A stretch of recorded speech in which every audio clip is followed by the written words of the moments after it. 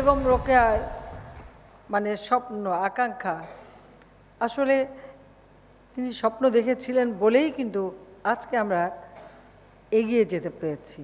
কবি নজরুল বলেছেন, বিশ্বে যা কিছু মহান সৃষ্টি চিরকল্যাণকর, অর্ধেক তার আনিয়াছে নারী, অর্ধেক তার নর। কথাটা তো বাস্তব। তাকে তার স্বামী সাহায্য করেছেন, তিনি শিক্ষা গ্রহণ করেছেন, শিক্ষা গ্রহণ করে নারীরা আজকে এগিয়ে যাচ্ছে। আবার নারীরা পাশে না থাকলে পরে পুরুষরা একটা সমাজকে গড়ে তুলবে, এটা কখনো হয় না। আরেকটি ঘটনা বলতে চাই, বলতে খুব কষ্ট হয় আমার। 15ই আগস্ট যখন আমার বাবাকে হত্যা করলো, হত্যার পর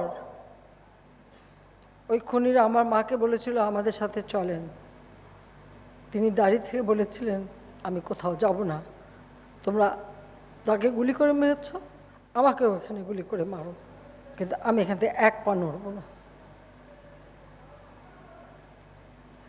এখানে যদি আর কোনো সাধারণ মানুষ হতো, নিজের জীবন ভিক্ষা চাইতো অথবা নিজের জীবন বাঁচাবার চেষ্টা করত। আমার মা কিন্তু তা করেনি, নিজের জীবনটা দিয়ে গেছে বাবার ফাঁসি থেকে। কাজে আজকে আমাদের এই স্বাধীনতা অর্জনের পিছনে অনেক অবদান রয়েছে আমাদের নারী সমাজেরও। আজ আমরা আমাদের দেশে মেয়েরা সব জায়গায় কিন্তু স্থান করে নিতে পেরেছে। আজকে সশস্ত্র বাহিনীতে আমাদের মেয়েরা তখন মানে পাইলট হিসেবে কাজ করছে, এবং শুধু তাই না, শান্তিরক্ষা মিশনে মেয়েরা সব থেকে ভালো কাজ, পুলিশের একটা মহিলা কন্টিনজেন্ট ওখানে আছে, আবার আর্মি থেকেও মেয়েরা গেছে, এবং আমাদের দুজন পাইলট মেয়েরা তারাও গেছে কঙ্গোতে। যে এভাবে আজকে কিন্তু প্রতিটি জায়গায় আমাদের মেয়েদের একটা অবস্থান আপনারা নিশ্চয়ই দেখতে পাচ্ছেন। আমরা নারী পুরুষ নির্বিশেষে সকলে মিলে এ দেশকে উন্নত করবার কাজে নিবেদিত প্রাণ হয়ে কাজ করব।